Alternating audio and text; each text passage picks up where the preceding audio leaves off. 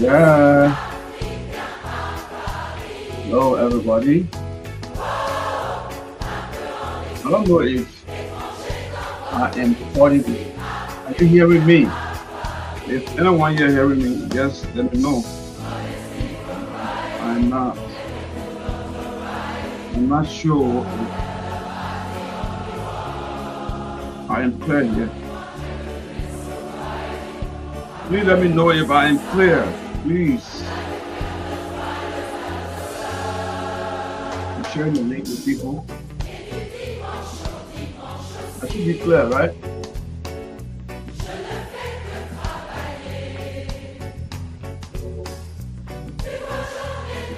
Hello, everybody. Let me know if I am clear here. So, and we'll start giving you updates. Let me know in the comment section if I am clear. Please, I'm sharing the show here. Okay? Please let me know if I am clear.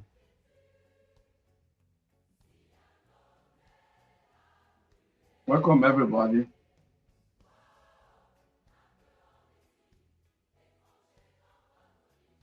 Please let me know if I am clear. Go to the comment section and let me know. Okay? While we are sharing the show, please do that. Please, please, please, please, please, please. All right?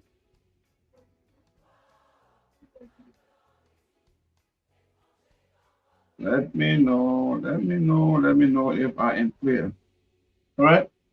Yeah, that'll get to Jaffa calling while we music, and you let me know whether I'm clear.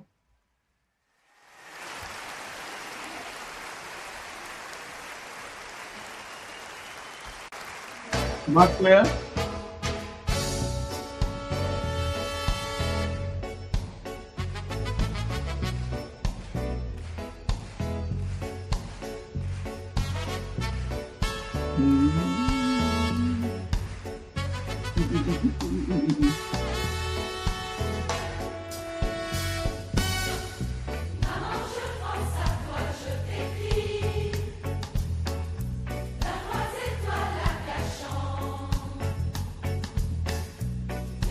Am I audible? I'm clear? Oh. Am I clear?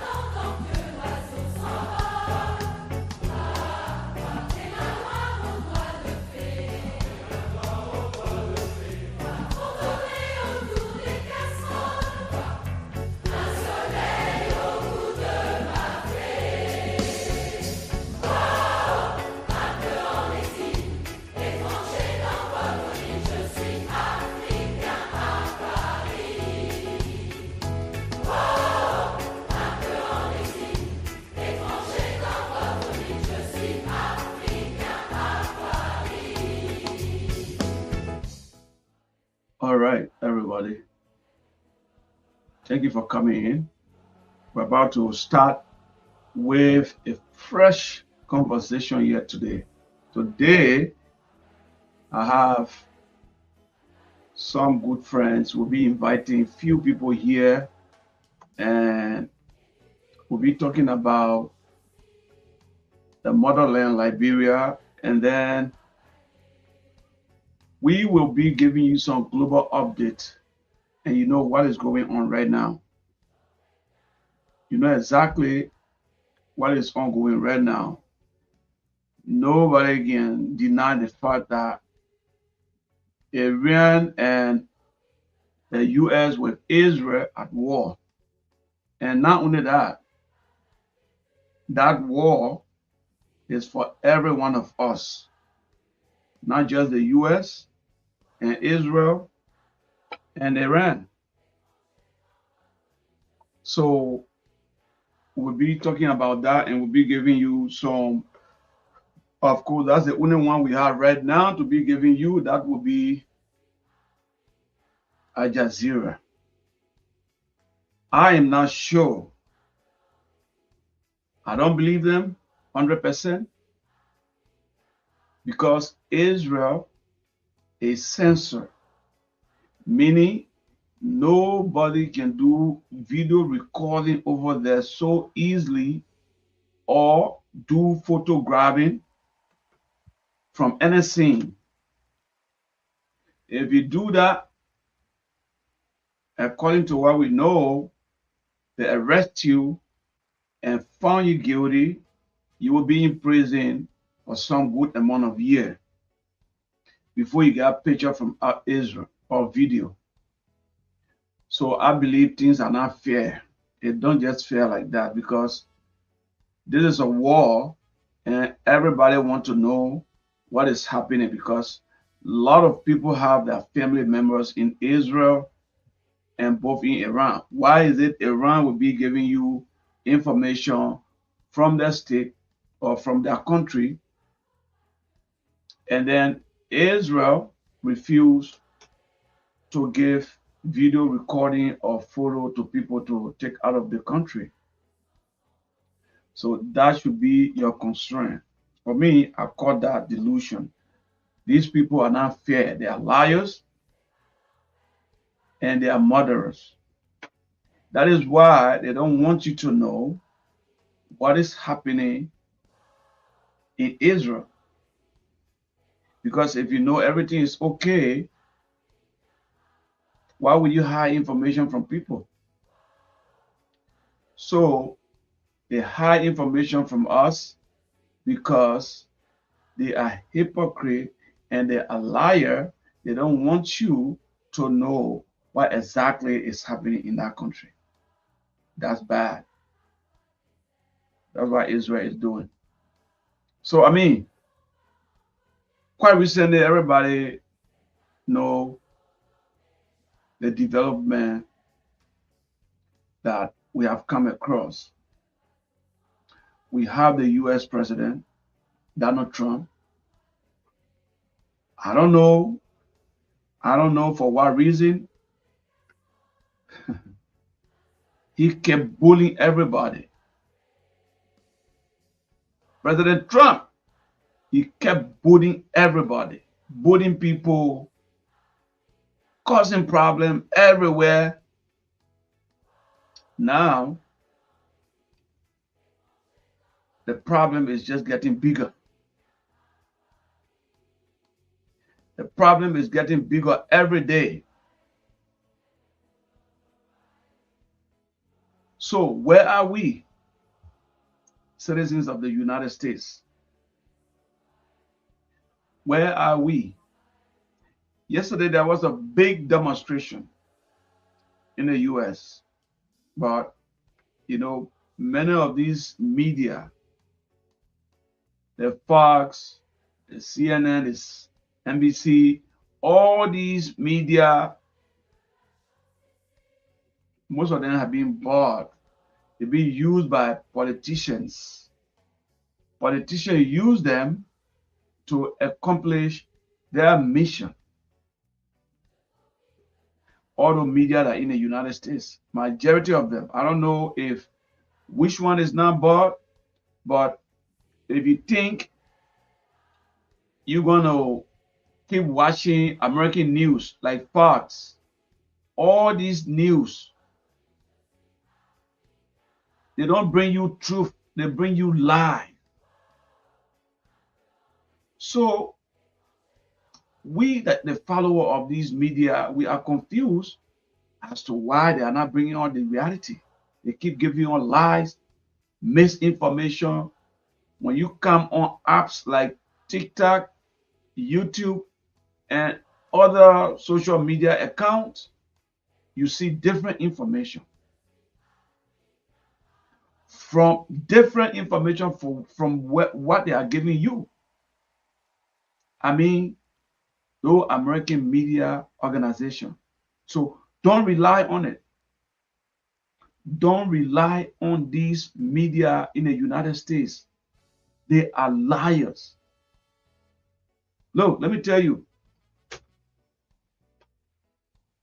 if you depend on American media for better information when it comes to even within the same America in the US, but when it comes to international news, they control the narrative. This is who they are. When something is black, they call it white. When something is white, they call it black. That is what exactly the American medias do. They don't tell you the truth. They don't tell you the truth. So now it seems like they make you to believe right now as we speak. They make it seem like nothing is happening in Israel. But brother and sister, when I tell you, when you see images or video on different social media and see what is happening in Israel, it's a blowing mind situation. It's very bad. Even as we speak right now, one of the chemical facilities have been destroyed in Israel. But you don't see that on social media, on these American, how they call it, media organizations. So they enslave us. They enslave our mind. They enslave our seeing. So they control everything. When you go on social media, they want you to believe what you see and what they tell you. That's it. Don't do it. Get out of your mind. Think rationally. Follow other people. Look for news. Look for better news. Look for better one. Don't depend on these people. They will dump you. They got all these beautiful names. When you see one that says CNN, oh, I used to love that name. CNN. CNN. I used to really love that name. When you hear Fox, Fox is one of the biggest liar media organization in the US. They run propaganda. They don't care. They're all being paid to do that. So that's how they work. So the media organizations and many of the institutions, money people, lobbyists, they all work together to destroy we the ordinary citizens in life. So if you are not so smart enough, you will lose your life by working all day and night. At the end of the day, you see yourself, you old, you can do nothing, you're useless, you become somebody that will be taken to nursing home in a very short period. You're in your 60, 65, you all gone. You can do nothing. So you only come out here and work from your mother womb and work and just work for them for your whole entire life and just die. So be smart. Don't let them fool you because they will fool you. They will lie to you. I don't even depend on Al Jazeera anymore because I know they themselves have their own problem. They lie to as well. So this is who they are. So be smart about your communication when it comes to these things. Okay. So be smart. So I'm just waiting for the news. I'll be taking the news from Al Jazeera. But before that, I want us to have a little conversation about what is ongoing right now. What do you think? What is your take? How you feel right now?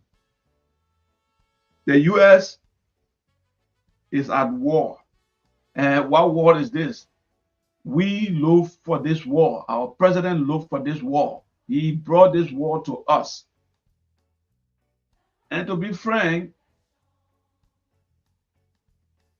according to our just resigned, one of our resigned security director just told us last week something that there was no imminent threat on the U.S.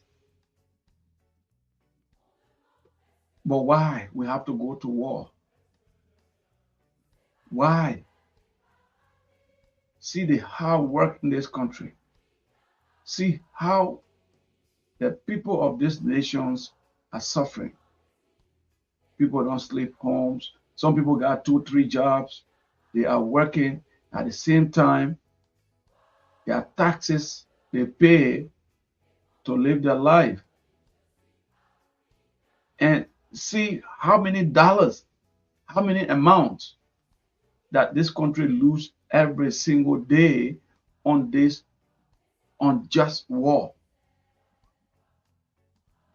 This war just for politicians. I mean, not all the politicians. And for the people that are against us, the poor people, they want us to remain in slavery, being poor, the rich people, and they are there. I don't want to call them the other way before they become problem because they don't like you calling them that way. And we don't control these apps. They are the same people control all these apps. So this is where we are right now. So what benefit does this war bring to you and myself? Nothing. Nothing.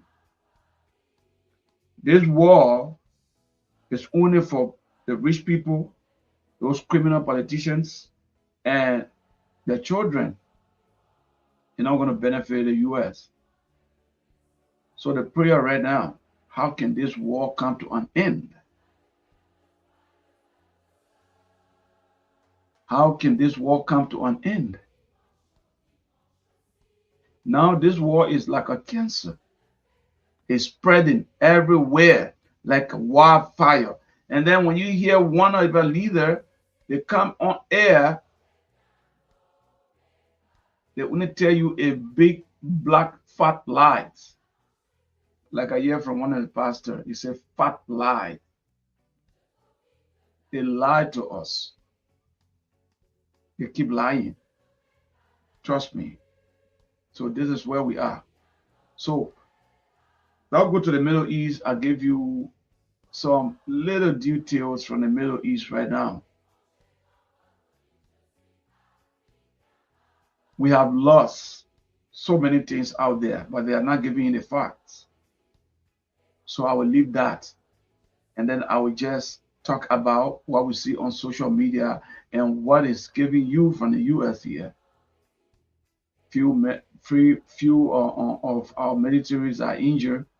And then you got some of the aircraft being damaged, all that, and all that is costing money.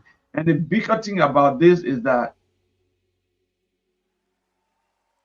losing the money every day, like in the billions, fighting country that the United States president has said they don't have no strength to fight anymore, but they stay fight there using huge amount of money every day. So yeah, that should not be the problem for me. But the frustration part here is so funny. Why they are using money on the war and things prices are very costly. You got my point? Things are expensive. So the US losing money on the front line and the citizen, we losing money day by day, every day here. How? Go to the gas pump. Go ask for gas. Ask for diesel. Your oil prices gone up. So losing money over there, and citizens are using over $1 billion here every day, or millions every day, because everything prices gone up. So including what the US spend on the front line, that could be in the billions. And across this country, the United States, people buy gasoline, food, prices going up. If you put all those dollars and $2, $3 together, all those losses, that's a huge amount. Very huge. So these are the problem. Okay? So that's the problem we face with right now in our country. It's very serious.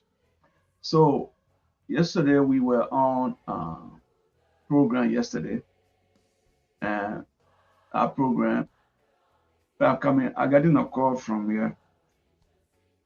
Oh, I'll be right back. Let me give you some music. Let's go.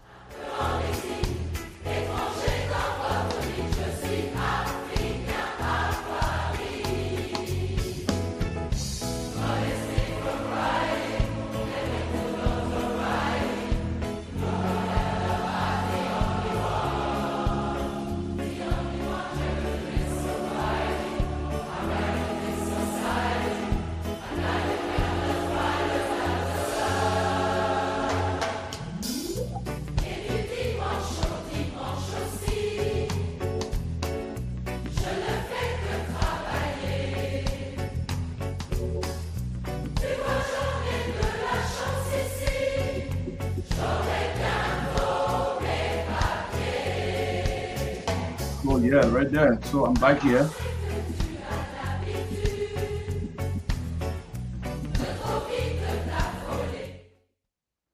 Yeah, sorry guys. Yeah, so that was the conversation right there. So we'll still be talking until we can get the headlines. And we will get the headlines after all that. Then we will be entering Liberia. Like I said, I'm supposed to be hosting few brothers here today. I'm not sure if everybody will come in, but if that does happen, then it will be good for us. Then we can continue with that. So guys, sorry, let me speak Madingo here to please my people, because this is what I'm about. I said it. When I'm here, I speak both. I will speak Madingo and try to speak some English, because I like my culture so much. So I will speak Madingo here. So Molu, assalamu alaikum. Assalamu alaikum. But I'm going to find as before more, you see. Okay, I need to find as you been. I'm not so yes we. I'm going to make a clean name. Okay, let me see. That's what I'm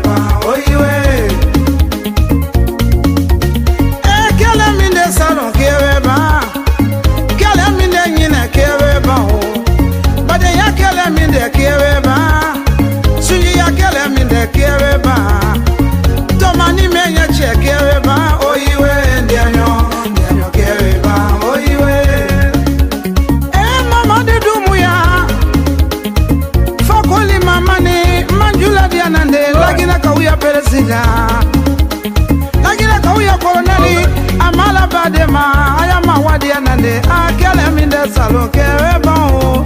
For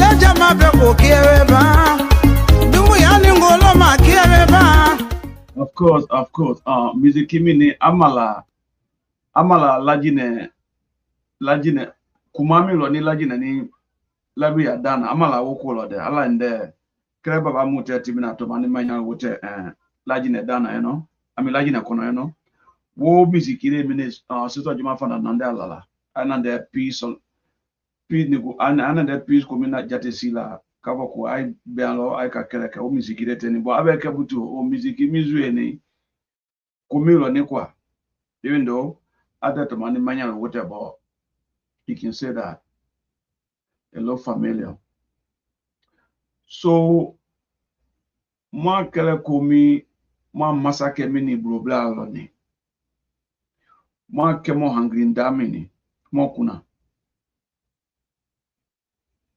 ana blobla kele komi no akele be jeze avec kele bale kumami lo ni budu kele kulo ala abulu bo kele lo nyami ngado afeka keningese ya kanfo ado ketali butu abe faragbela jugbe bo abe faragbela mawulo dunya nyakolo temo ba mi na wole ka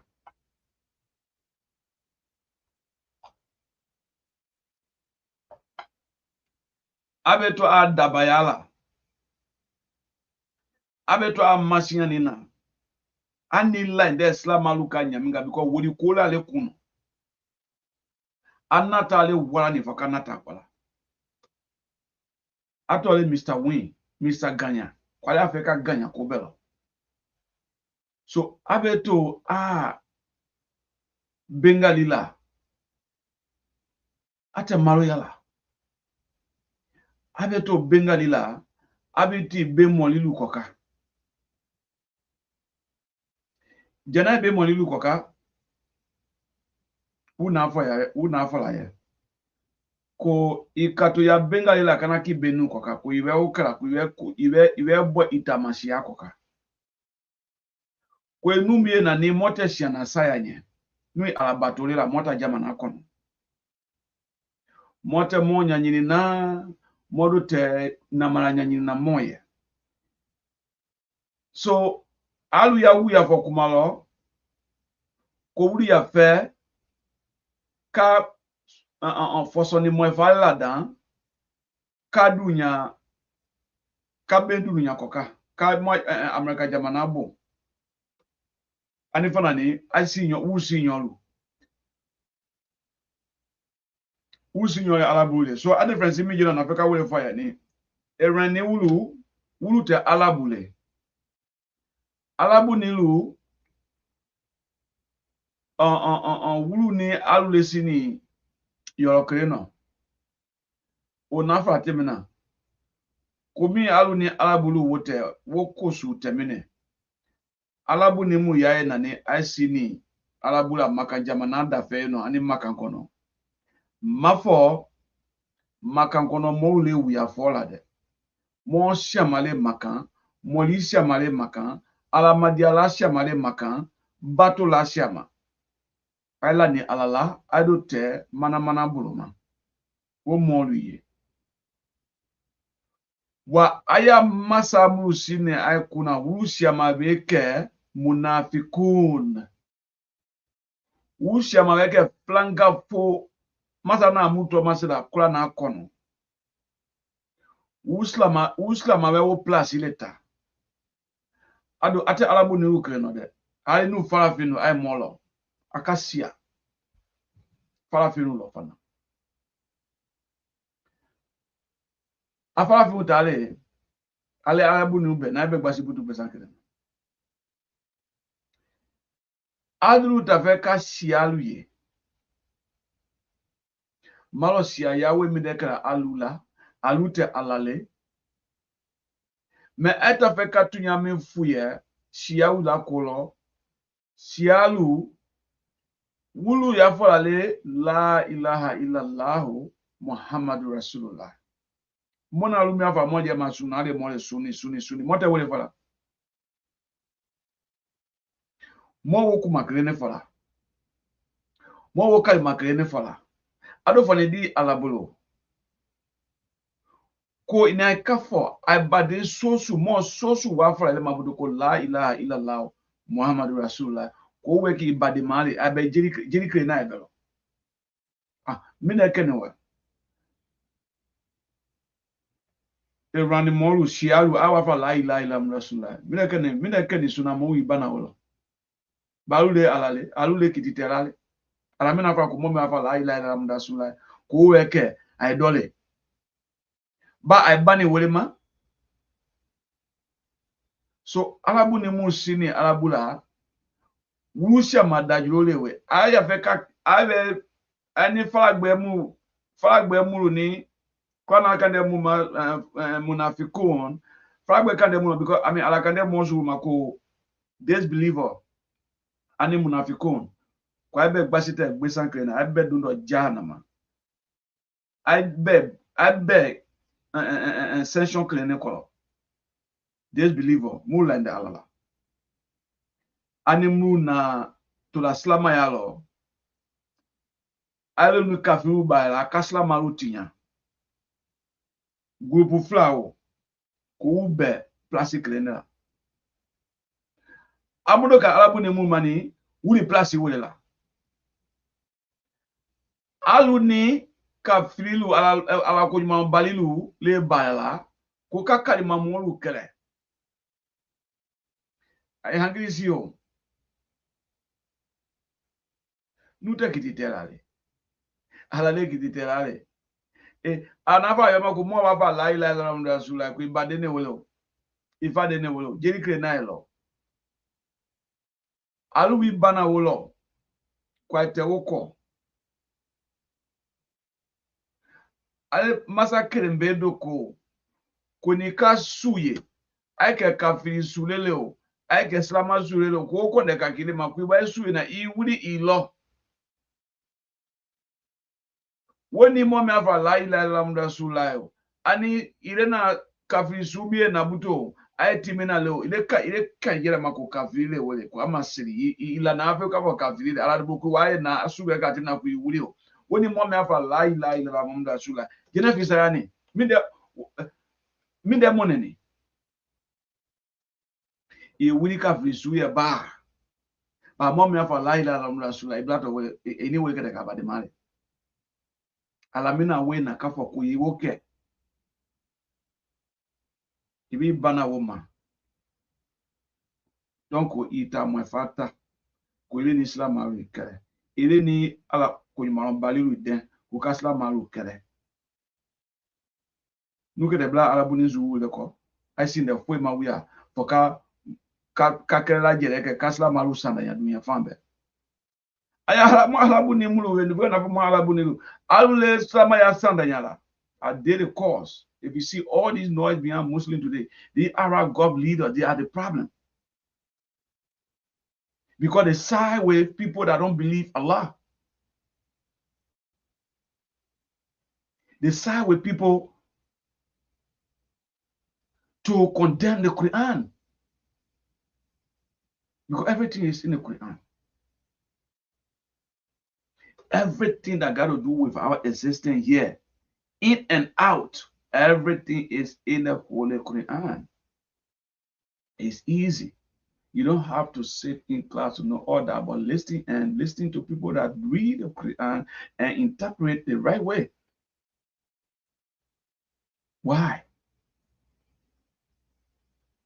Why are they looking at all these things and they want to do it the other way to make Muslims to look very bad in the eyes of people? But now, people are waking up everywhere. People know exactly those leaders. They are fake leaders. They lie. They're not speaking truth to us. So this is where we are. So how this war going to end?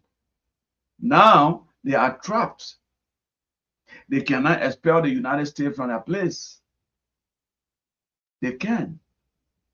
Because they are not balanced. Their behavior is ugly. Because if you side with someone to do ugly,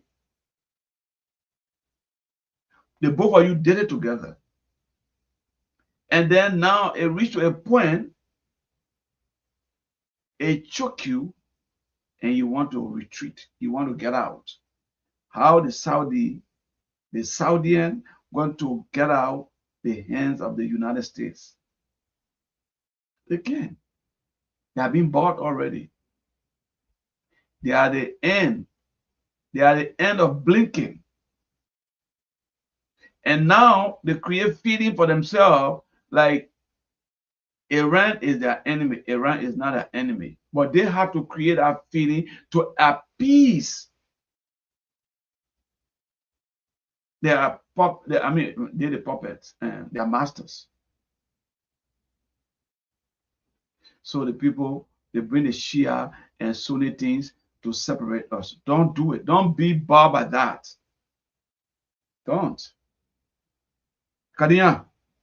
Kadinya ka for I move standanya. I have a kaslama. Don't accept that, people. Don't accept it. We are for Allah. So we're going to the news now. The next few minutes, we'll be joining the Al Jazeera podcast for the news headline. But I'm telling you, don't believe everything, but believe some. Don't believe everything, because myself, yeah, I don't believe everything. And after that, then we'll be going into Liberia and discussed. There's so many videos, AI, lies, they say, and we'll be talking about some. It might not end today. Probably we can get 1 or 2% from Liberia to come to speak to us here. But what I want you to know that it's just the beginning. It will not be the end, because we have to drag this to the bottom line. We want to reach out to many as we can to see how this really started. But trust me, I got a video here, even though it was created, but created in a sense with different voice. But I believe the video is a live video, but there's a different voice with news to stream the video. So I will bring that video, but after the Al Jazeera news, and we'll come back here and we will give you updates on the news. On Liberia. So let's get there, and I will be going out.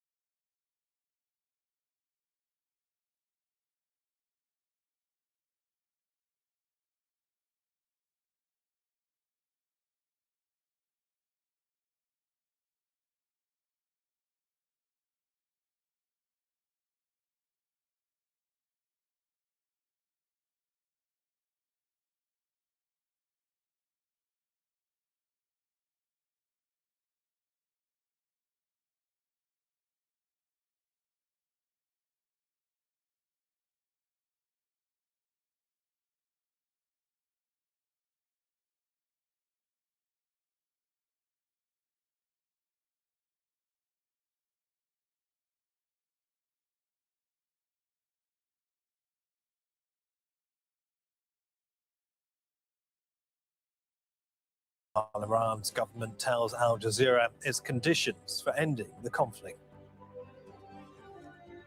And Israel's Prime Minister orders his troops to seize more territory in southern Lebanon.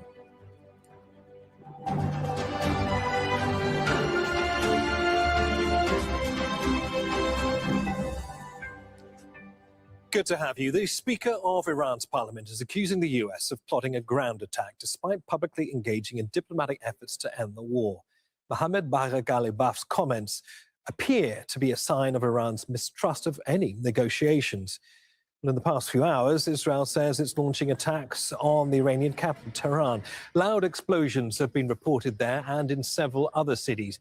There were widespread power outages in parts of Tehran and also Karaj, a city west of the capital. Electricity has since been restored. In Israel, the latest wave of Iranian missiles targeted an industrial area near Beersheba in southern Israel. Israeli media reporting damage to a chemical plant containing hazardous materials.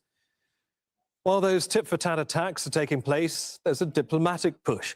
Islamabad has hosted meetings focused on de-escalation.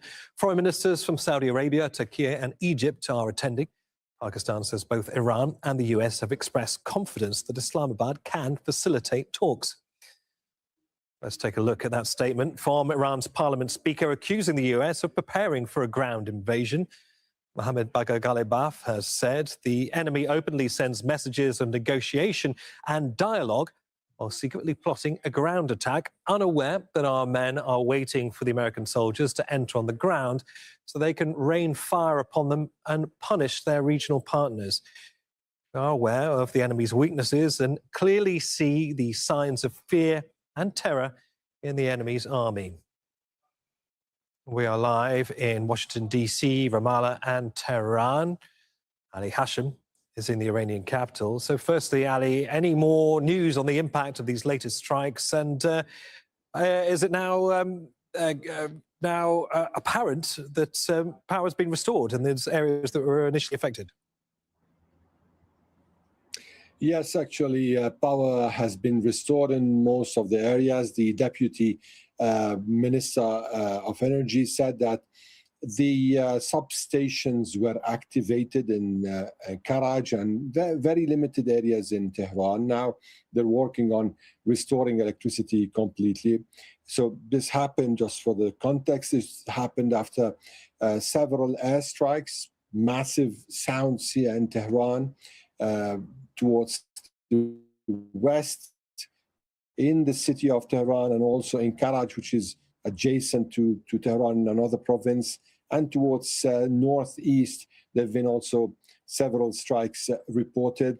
So it's just part of the dailies of Tehran now, on daily basis, hourly basis, actually. It's either you hear the interceptions, the defenses, air defenses are activated, or we hear the big booms, the explosions. Earlier today, there were also airstrikes in Isfahan, where the university was hit. Also here in Tehran, in the neighborhood of Harawi, a building that hosts several news channels, including Al Arabi, RT, and TRT, was also affected by an airstrike in the area over there, alongside other attacks in different areas around the country. And Ali, fighting talk from Iran's parliament speaker, warning of what might befall US forces if any kind of ground invasion is initiated. Do we get, though, the sense that Iran is in any way engaged in diplomatic efforts that are emerging in Pakistan? Well, Iran is exchanging messages, or has been receiving messages through the Pakistanis for the moment. And I've been talking to a very senior Iranian official just hours ago, asked him whether they conveyed Iran's position and Iran's response to the 15 points. He said, no, we've not. And it's clear that the Iranians are not ready for now to respond. They are happy in concept. I mean, with respect to negotiations, they're okay with the concept, but they have an issue with the content, not the concept here. So the substance is what they have issues with and they have reservations on. they are saying that we are not going to give up what we refused to give up during peace, under fire, and during the time of war. So for them, there is a huge gap. And actually, Mohammed Baqir Qalibaf's remarks, not him only, I mean, all the remarks in the past during the war proves and reflects a gap that is very difficult to be bridged, because this gap has been made by two wars. The first time they went for negotiations in 2025, and then they were attacked. And this time also they went for negotiations and they've been attacked. So to them, it's very untrustful to deal with the Americans for now. Ali Hashim in Tehran, thank you. US and Israeli strikes have continued across Iran. Earlier on Sunday, there was a strike on a commercial building in northeastern Tehran. Our correspondent Toda Sadi has this report from the scene. It's now about a month since the commencement of the campaign of airstrikes by the Americans and Israelis targeting different locations across the country, including this neighborhood in the northeast of the capital, where this commercial building was targeted a few hours ago. The damage here is severe, especially on the second and third floors. Large sections of the facade have been torn away and parts of the interior have collapsed. You can clearly see the force of the blast, even from outside. Residents say the building houses 2 beauty salons, a physiotherapy center, a dental clinic, an interior design studio, an IT service company, and 2 cafes. It also hosts a media service provider company that works with several international media outlets. Local authorities say at least 10 people were injured in this strike. The effects of the explosion are also clearly visible in surrounding residential buildings. Many nearby apartments have suffered destruction. The exterior of several buildings has been affected, windows have been shattered, and doors have been blown out of their frames. We were asleep when we were suddenly awakened by the sound of an explosion and shattering glass. It was terrifying. The walls of our home were blown apart and debris from the building in front of us was thrown into ours. Iran's health ministry says since the start have been killed nationwide, including over 460 women and children. At least 26,000 people have been injured. Iran's Red Crescent says more than 92 civilian units have been damaged so far, ranging from minor harm to total collapse. That includes roughly 71 residential units across the country. In the capital, the situation has been even worse. Over 30,000 residential and commercial units have been impacted. Hundreds of schools and healthcare facilities have been also hit, along with other public infrastructure. Meanwhile, the war has an obvious impact on the businesses here in Iran. More than 20,000 commercial units have been damaged nationwide. Even those not directly hit are struggling. The ongoing pressure makes it hard for business owners to keep operating. As war continues, uncertainty hangs over everyday life, especially when it comes to how long it will take. And until then, it's the very ordinary citizens who continue to pay the price. Toda Sadi, Al Jazeera, Tehran. A sitting of Israel's parliament was interrupted when emergency alert warnings of incoming Iranian missiles sounded on phones across the chamber.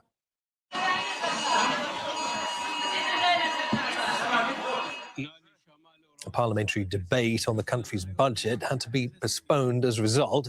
Israeli government and opposition figures were forced to take shelter in an underground bunker during the Iranian strikes. Well, Noor Oda's near Ramallah in the occupied West Bank following all of this. So clearly there are Israeli missiles going out. There are Iranian missiles coming in. I understand you've just received some more alerts, Noor. Yeah, those missiles keep coming.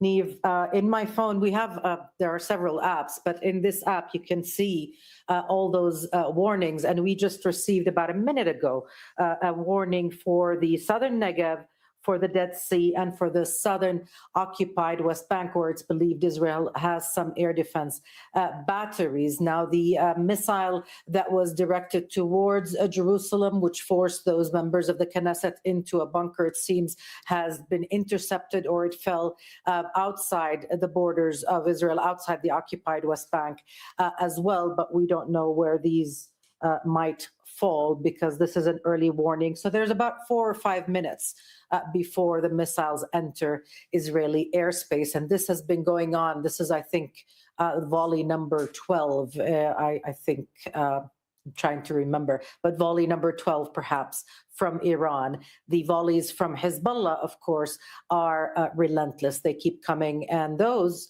people have lost count of. And Noor, going back to the incident earlier on in the day, a direct hit on that chemical plant in the Beersheba industrial zone.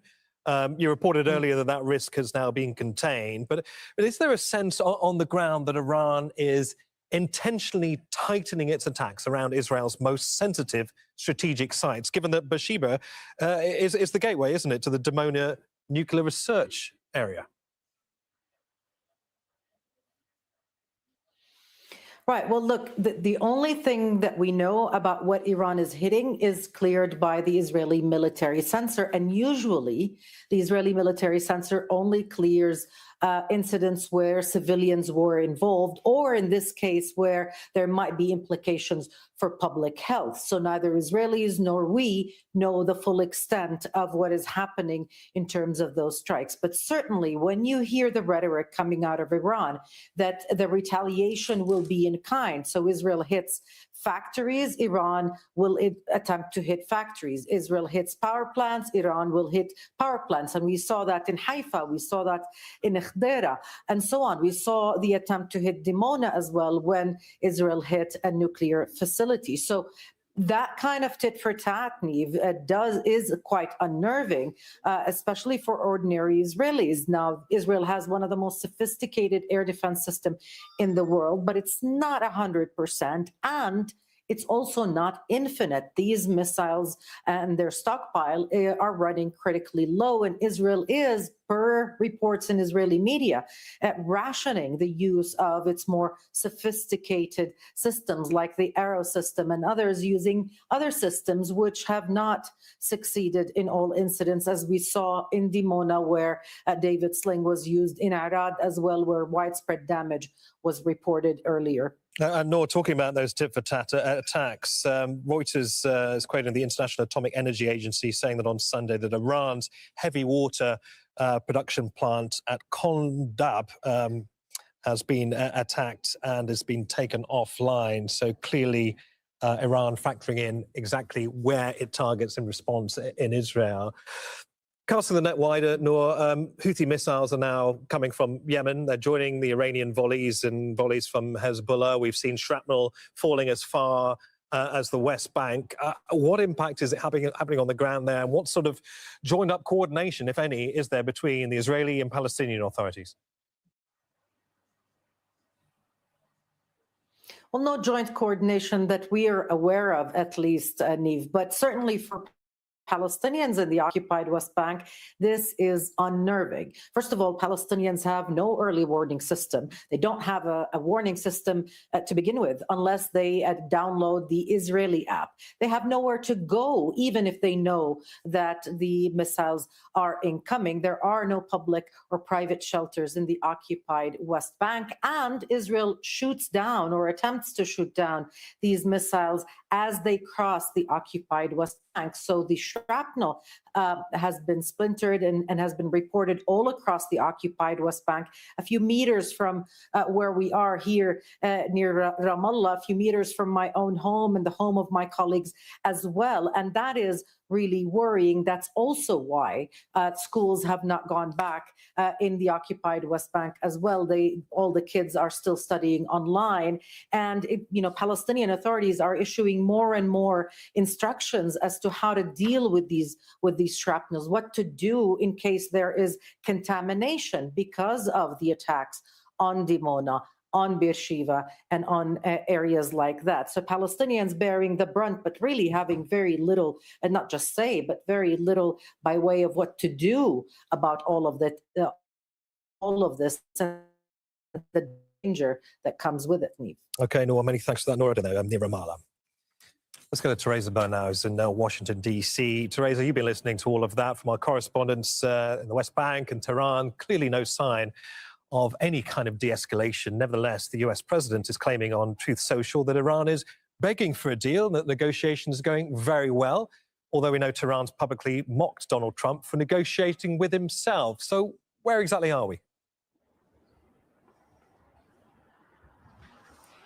Well, what we're seeing is that the president is changing the tone from the morning till the evening. And it's not clear whether it's political leverage, it's to have an impact on the markets, or it's simply, as many people perceive it here, is that the United States was not prepared for this war. And even though the president posts on social media that Iran is desperate for a deal, he's also promoting online an interview carried out by a conservative radio host that is promoting and justifying a ground invasion. So certainly there's lots of different angles where one can see this. But what it is clear is that the United States right now is waiting for a response from Iran on this 15-point plan that was presented to Iran, including ballistic missiles, nuclear weapons, the Strait of Hormuz, among others. And while this is happening, there's increasing pressure on President Donald Trump. We saw here on Sunday that millions of people took to the streets here in Washington, D.C., in Minneapolis, in California, and others.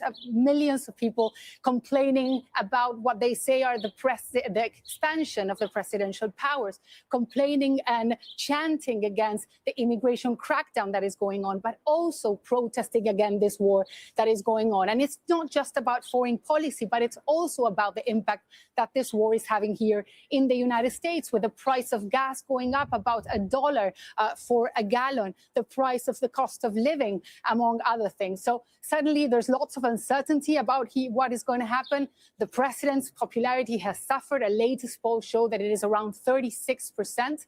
So certainly many here are wondering, what is the end game and what is the United States trying to achieve in Iran right now? Yeah, well, talking about end games, we're seeing this surge, aren't we, of thousands of US troops and hardware to the Middle East. Are we getting any clarity whatsoever from the Pentagon about how these troops may be used?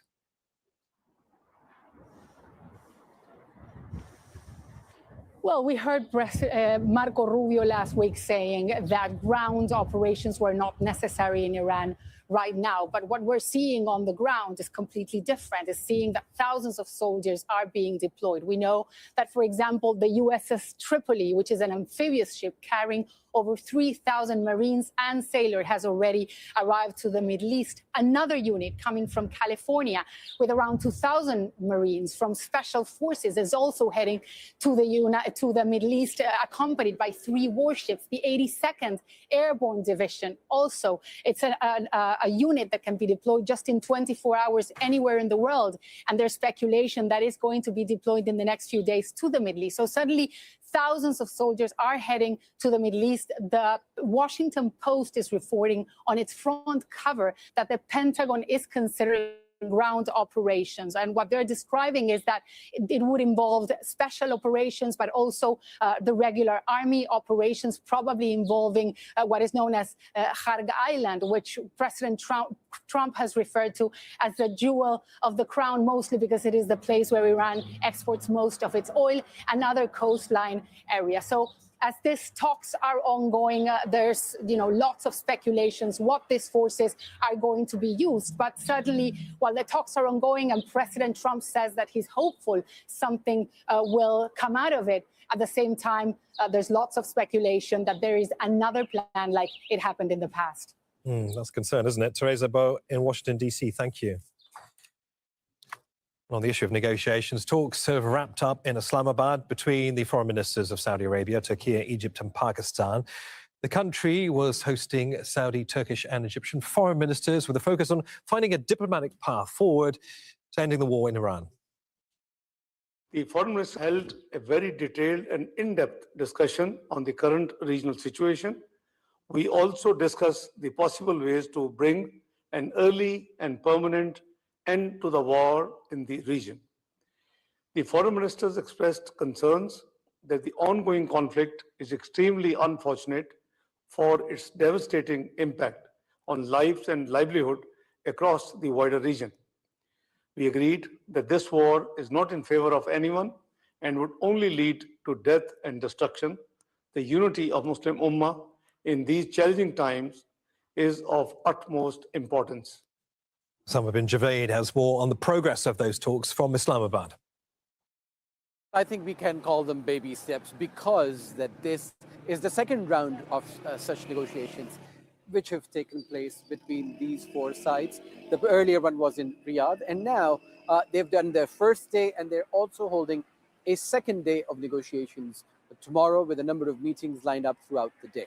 So it appears that, as you heard from some of the comments there, I was looking at the detailed speech of the foreign minister. The thing that stood out to me was essentially what he said in the end of that speech, where he says that Pakistan has the confidence of both Iran and the United States, and Pakistan will be happy to host these talks in the coming days. So it appears that the end note of all of these conversations has been a positive one, despite all that you've been seeing on the ground, the escalations that are happening. It appears that on the diplomatic front, there is some hope. But again, I mean, we were in Geneva just a couple of weeks ago. Remember that there was still hope that there could be a diplomatic off-ramp, but that did not happen.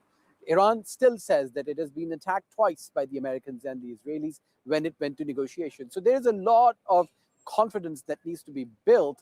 But again, this is baby steps to bring those sides together. Maximalist demands stand on both sides, but what the role of these mediators is going to be is to try and bring them closer together. So it appears that we are going to get more information when these meetings go into their second day. But Pakistan is confident that it has the confidence of Saudi Arabia. The foreign minister has spoken to the Chinese. He's also spoken to the UN Secretary General. And they want all sides of the conflict to uphold the UN Charter, whether it's Israel or Iran. Gulf nations have come under continued attack by Iran. Kuwait says 10 of its troops have been injured in an Iranian missile attack. Qatar has also said it's intercepted another drone launch from Iran. As Soda reports from the Saudi capital, Riyadh.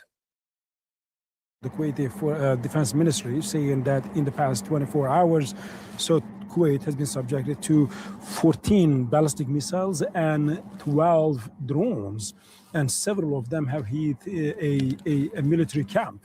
And as a result, 10 military personnel of Kuwait have been injured. Say, well, they're now safe. They're taken to the hospital, receiving the medical treatment.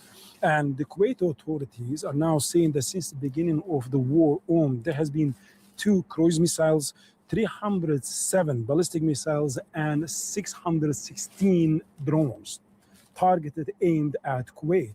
Then in United Arab Emirates, so today more than 40 drones and 15 ballistic missiles have been fired toward the United Arab Emirates. And one of the recent targets of the IRGC, Iranian forces, was a large aluminium production plant, the Emirates Global Aluminium.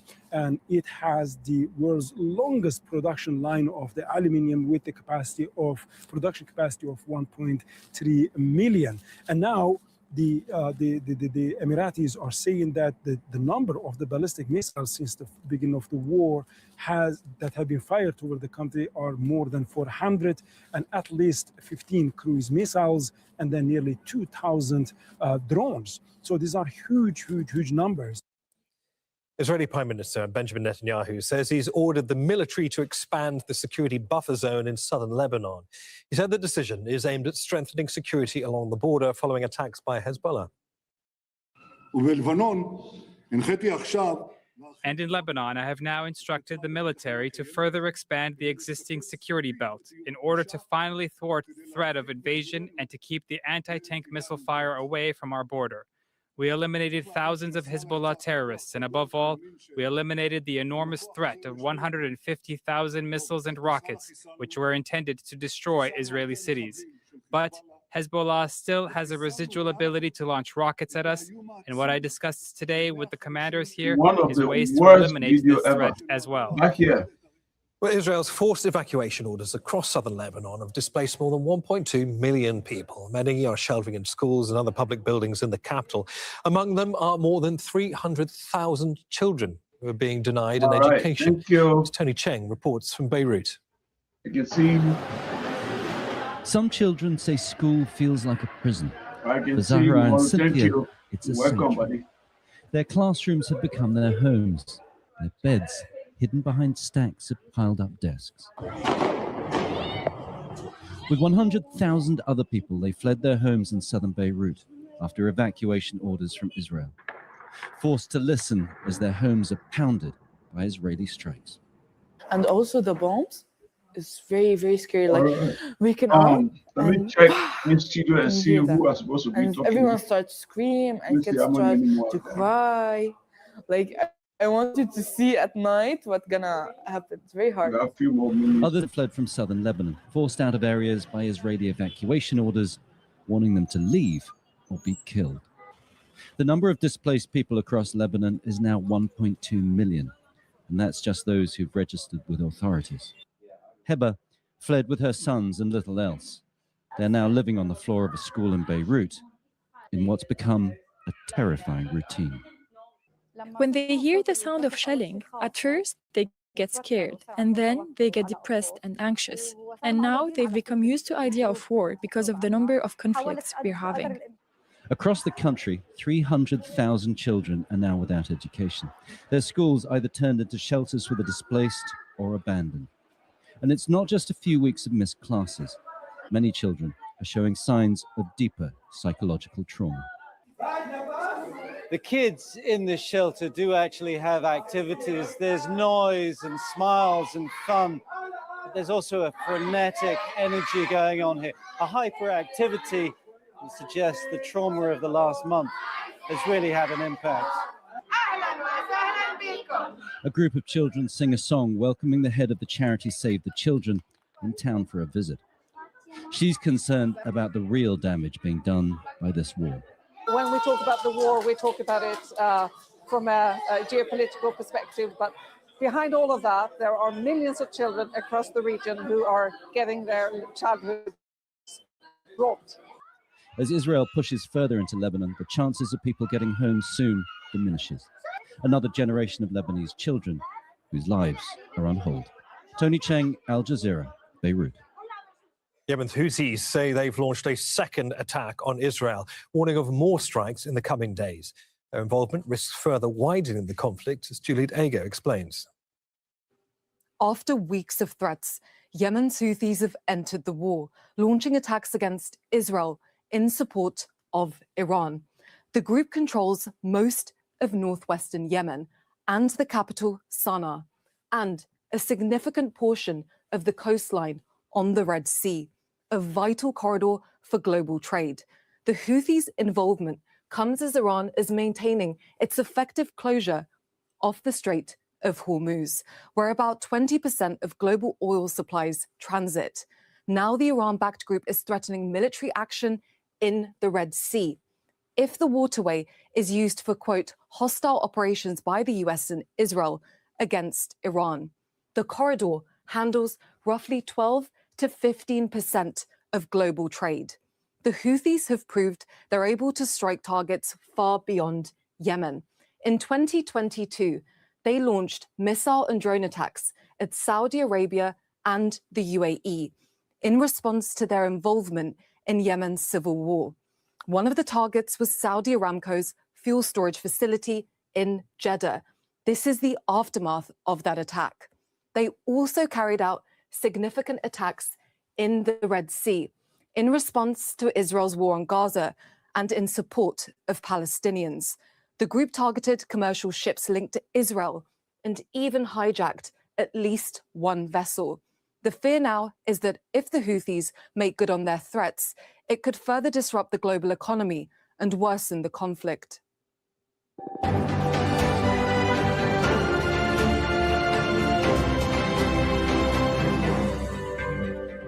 You're watching Al Jazeera. Here's a reminder of our top stories this hour. An Iranian missile has struck an industrial area near Beersheba in southern Israel. Israeli media says a chemical plant containing hazardous materials was targeted. A second Iranian missile attack has targeted Beersheba city. US and Israeli strikes on Iran have killed more than 2,000 people in 1 month. Iran says it's willing to move towards peace, but has outlined several conditions, including compensation and control of the Strait of Hormuz. The Speaker of Iran's parliament is accusing the US of plotting a ground attack, despite publicly engaging in diplomatic efforts to end the war. Mohammad Bagher Ghalibaf's comments appear to be a sign of Iran's mistrust of any negotiations. Well, the US military is strengthening its presence in the Gulf. In addition to the roughly 50,000 American forces, plus air and naval assets already deployed, thousands more troops are heading for the Middle East. The USS Tripoli, an amphibious assault ship, arrived on Friday, carrying 3,500 sailors and Marines. They can carry out operations both on land and in water. Also inbound is another amphibious assault craft, the USS Boxer. Is carrying about 2,500 Marines and is expected to arrive in early April. The Pentagon's also sending thousands of paratroopers from the elite 82nd Airborne Division. That's the rapid response force of the US Army that can deploy troops anywhere in the world within 18 hours. Well, Iran's military spokesperson, Ebrahim Zolghafari, had some strong words for the Trump administration. American commanders and soldiers will be good feed for the sharks of the Persian Gulf. It would be better for Trump and the leaders and commanders of the US Army to study Iran's history and learn lessons from how brave Iranians have confronted invaders throughout history, and not, under the delusions of the unstable US president, send their soldiers into captivity and death and plunge the American people into widespread mourning. Well, let's talk about this further with Ross Harrison, who's a senior fellow at the Middle East Institute in Washington, D.C., an author of Decoding Iran's Foreign Policy. And Sina Tusi is a senior fellow at the Center for International Policy. He joins us from Washington, D.C. A very warm welcome to both of you. Starting with you, Ross, we know a diplomatic process of sorts is underway in Islamabad. At the same time, Iran's Speaker of Parliament, Bagher Ghalibaf, Mohammad Bagher Ghalibaf, claims the US is openly calling for negotiations while at the same time preparing for a ground attack. Is he right to have those concerns? Well, I think he's right to have those concerns, but I think, listen, there is a diplomatic channel opening up, but I would not call these negotiations. Remember, Neve, that negotiations can take place in a couple different levels. One is in terms of actually meeting in a room. The other is in terms of the public statements that are being made. And frankly, the public statements being made are maximalist. They're not particularly constructive. And the third way is violently on the battlefield. So I think that's what the Iranians, at least, assume is going to happen, is they're going to be renegotiating the terms on the battlefield rather than negotiating room, at least in the near to medium future. I turn to you, Sina. By calling the diplomatic plans humiliating, I wonder if Ghalibaf has potentially removed himself from the equation as being somebody that the Americans might actually want to do business with in the future, or is this just some form of kind of political posturing as both sides jostle to work out exactly what the other side is going to do next? Yes, I think the political context in Iran in the midst of this war and after the assassination of Khamenei is one where among the Islamic republics base, this idea of compromise and negotiations at this stage is quite toxic. It's very toxic. So their reaction has been to publicly at least assert more defiance, assert that they're willing to fight this war, to continue to fight this war, and to get a more favorable outcome. But in terms of these negotiations reaching a result, it ultimately depends on what the bottom line of both Trump and the Iranians is. Right now, there are these maximalist positions, arguably both from the U.S. and Iranian side. The U.S. talking about Iranian missile programs again, its regional influence, eliminating all its nuclear infrastructure. The Iranians talking about having a authority over the Strait of Hormuz. But what we're going to have to watch out for is whether they can find a kind of middle ground where Iran has a horizon to come out of this, and the U.S. also meets its interest in reestablishing the flow of energy and resources out of the Strait of Hormuz. Ross, if these are maximalist points to negotiate over. What about how maximalist the military maneuvering is at the moment as well? We've got the 82nd Airborne recently deployed to the region. Thousands of troops are heading there. It feels like the entire region is bristling with armament at the moment. Given Galibaf's promise to, quote, set them on fire, talking about the US troops there, I mean, how do you decode a statement like that? Does Iran actually have conventional capability to do that? Well, I think they do. Remember, if in fact we have a actual ground game opening up,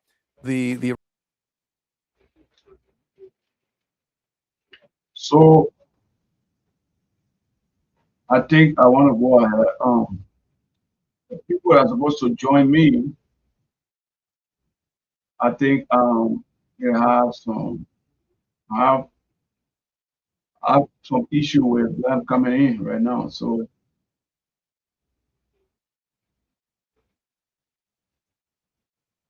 I will stop for now and then I'll continue. I'll continue with what I'm supposed to do. So we have to talk about Liberia. Liberia is the main.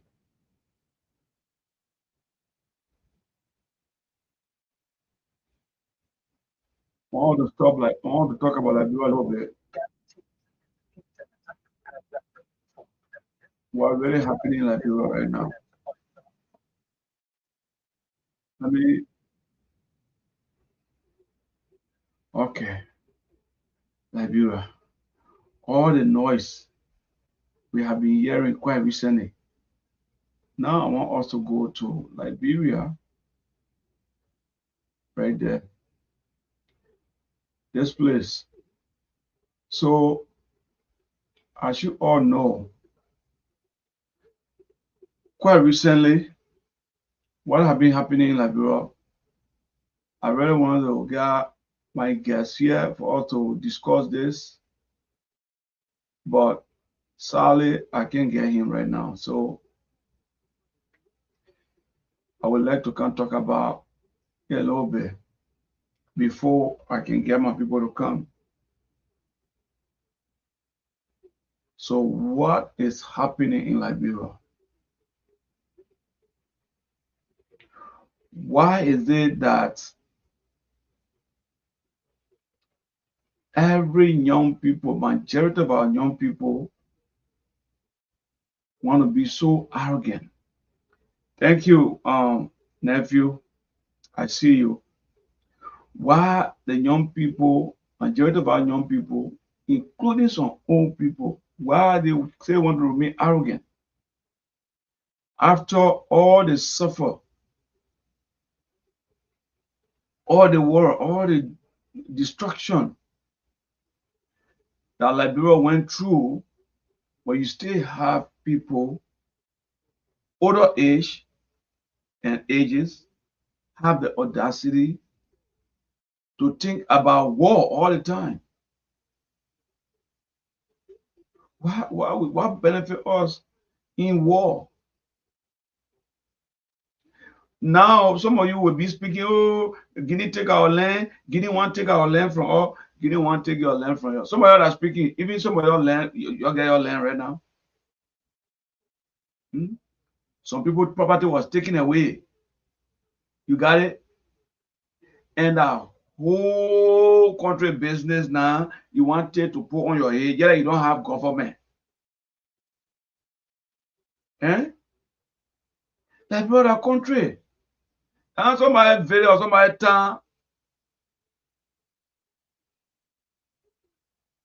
If the Guinea people let they can come and say that what they want to say that about God authority, they will engage them to solve the problem, but not we, the ordinary citizen, that we have that audacity to engage ourselves into this going to act against other people.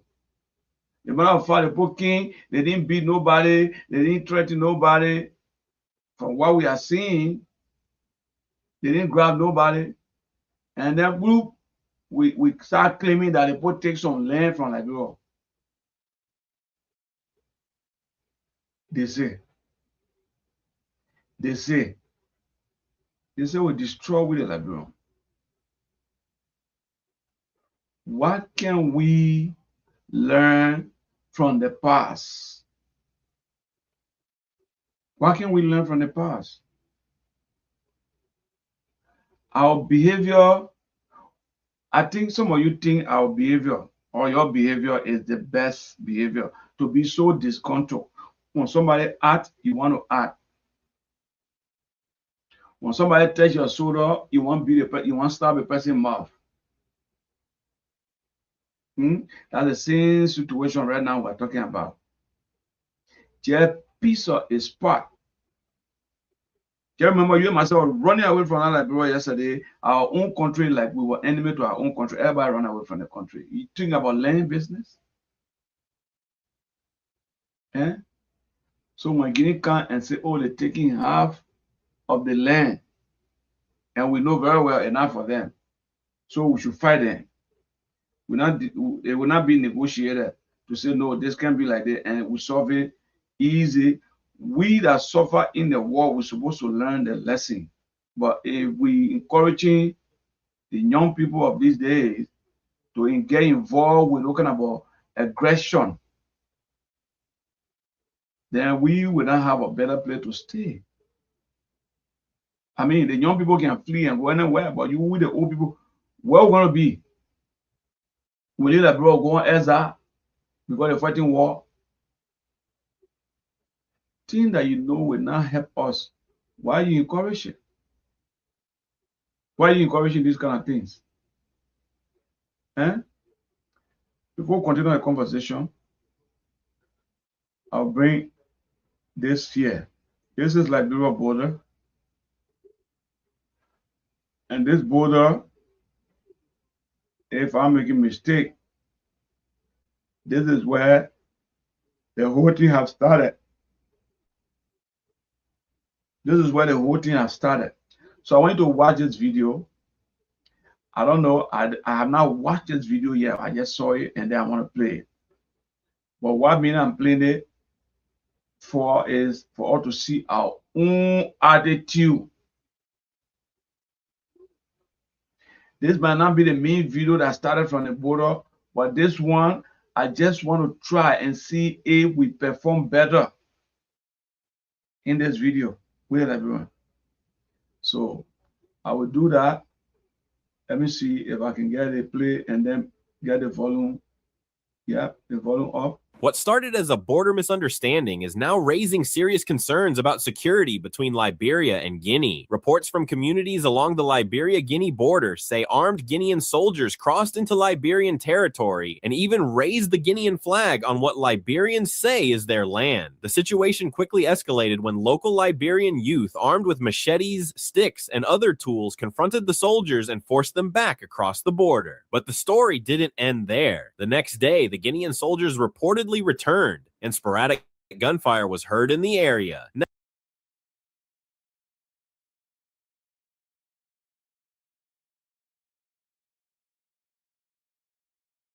Let's say what the man just said right here is true. Because according to him, no Guinea soldier came to the border and raised their flag at the Liberian border. And then they left. Then, they left. Then the Liberians, I think they came. Let me go back to the video. Let me listen again. I don't want to make a mistake here because video people will watch. I want to make sure. Yeah. Liberian territory and even raised the Guinean flag on what Liberians say is their land. The situation quickly escalated when local Liberian youth armed with machetes, sticks, and other tools confronted the soldiers and forced.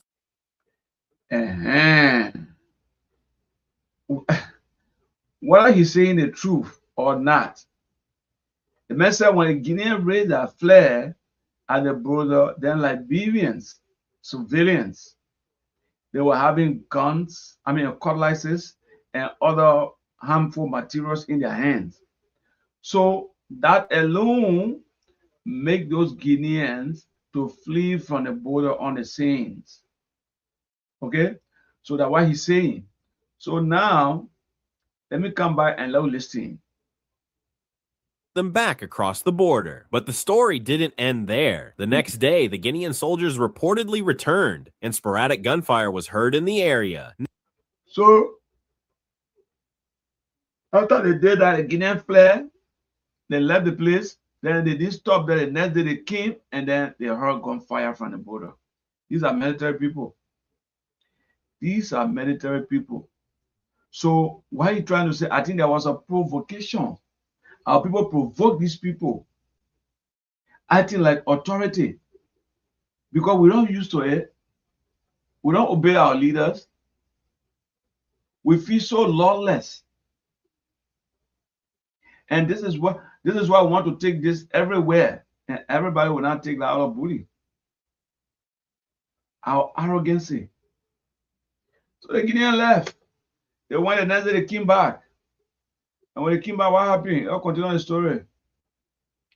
So what happened? Now, the Liberian government has responded by deploying more troops to the border. So what exactly happened? Why is this border dispute happening? And could this situation escalate into something bigger? Let's break it all down. According to reports from the border region, tensions began when Guinean soldiers crossed into Liberian territory during the week. Witnesses say the soldiers entered an area believed to be part of Liberia and hoisted the Guinean flag. For many residents, this was seen as a direct challenge to Liberia's sovereignty. Border communities in Lofa County, especially around the Foya region, have long been sensitive areas because the boundary between Liberia and Guinea passes through rural villages where the exact border lines are sometimes disputed. When the Guinean flag was raised, word spread quickly among local residents. Young people in the area reportedly mobilized almost immediately. Armed mostly with machetes, sticks, and farm tools, the youth moved toward the location where the Guinean soldiers had entered. According to witnesses, their presence and resistance forced the Guinean soldiers to retreat back across the border. But tensions were already high, and what happened next raised even more concern. Residents say the following day, Guinean soldiers returned to the same disputed area. This time, the situation became even more alarming. Several people reported hearing sporadic gunfire near the border, sending fear through nearby communities. While the full details remain unclear, the sound of gunshots quickly spread panic among residents who feared the situation could escalate into a larger confrontation. Border communities in Liberia are still recovering from memories of past conflicts in the region. During the West African civil wars of the 1990s and early 2000s, many of these areas experienced instability, displacement, and cross-border security threats. Because of that history, any military activity near the border is taken very seriously. As reports of the incident reached authorities in Monrovia, the Liberian government moved quickly. In response to rising tensions, Liberia has deployed additional troops from the armed forces of Liberia to the Guinea border. The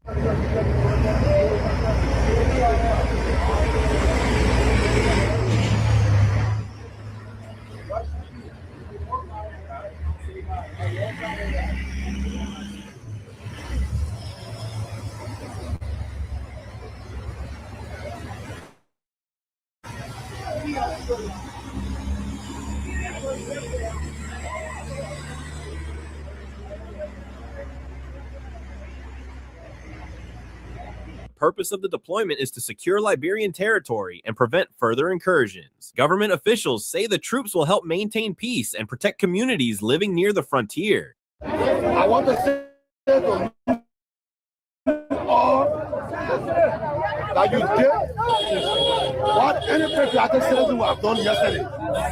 In the absence of national security, you were concerned about the integrity of your country. This is your country. This is the only country from which you cannot be deported. So it's like coming in your house and try to force you out. You will use all your might. Is that correct? Yes. Because this is your home. So all you did yesterday was to say, you know what? Until the national security can come, I'm going to stand my ground because I'm in charge here. This is my home. Yes. But I beg you, we're here now. Yes. And the reason why they pay order to protect the border. Yes. And the reason why they pay order to make sure that you all are safe. Yes. We're here now. Yes. So please, don't give us the cooperation. You can be having issue with your neighbor, then you be having issue with your father. Yeah. We are your fathers, right? Yes. We are the head of the country. Yes. And this is the country for which you stood up for yesterday. Yes. And the reason you stood up for yesterday was because you didn't feel protected You fed up, nobody stand up for you. Government has been very much concerned about it. Government has asked us, I left Monrovia this morning by 5 o'clock. I'm here with a team to make sure that you're protected. So please, please.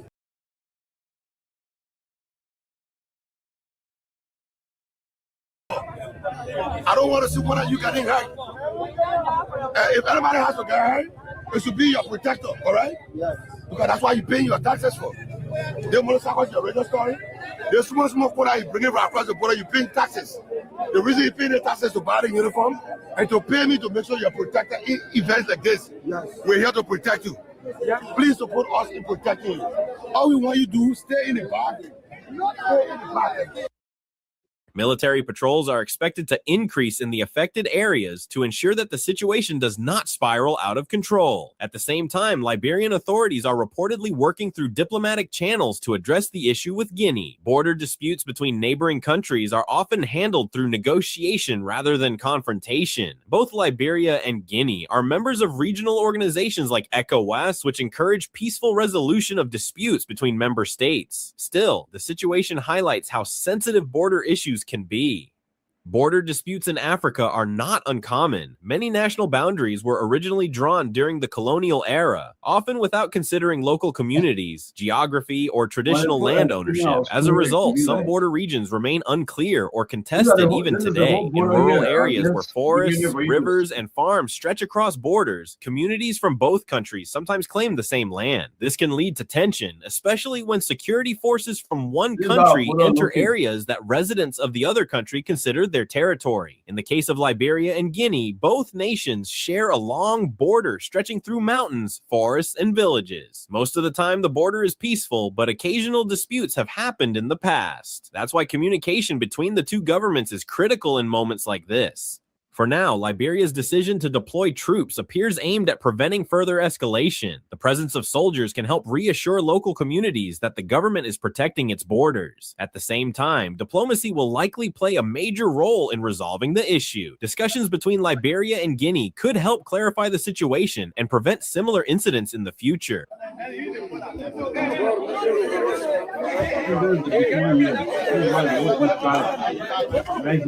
you recording? Do you are recording? Do you are recording? Good.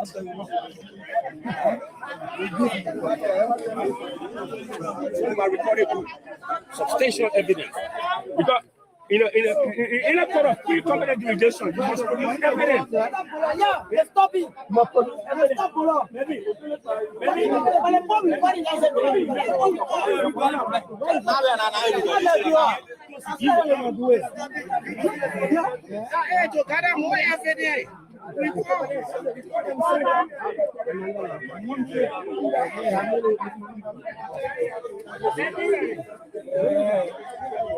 Border commissions and joint security meetings are often...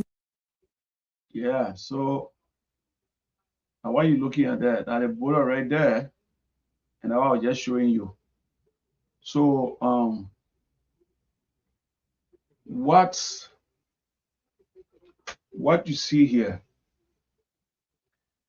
try to invite my friends on the border there so he can come. We have some conversation here on it, but I can't get him. So I might like to come back later. So perhaps we can end this together, and then that's the best thing we want to do. Yeah, so if I can't get him, I'll just let him be. Then later, in the next few hours, we'll come back, we'll talk about our border. Right? So what I'm about to do.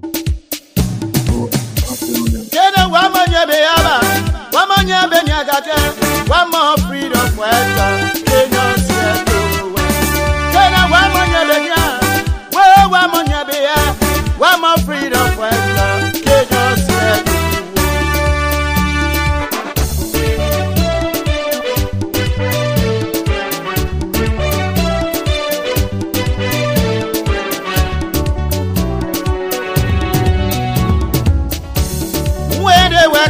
they say they were freedom fighters.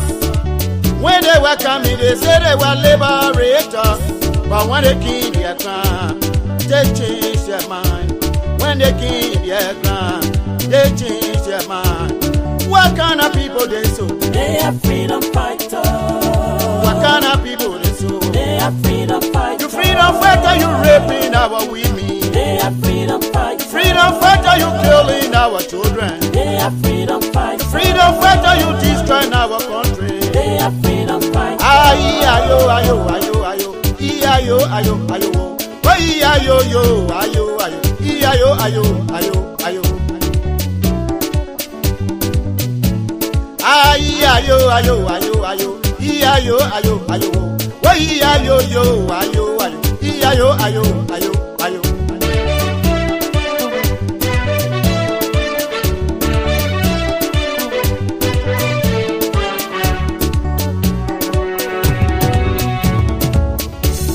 When they were coming, they said they were liberators. When they were coming, they said they were liberators. But when they kill their ground, they change their mind. When they kill their ground, they change their mind. What kind of people they so? They are freedom fighters. What kind of people they so? They are freedom fighters. You freedom fighter, you raping our women. They are freedom fighters.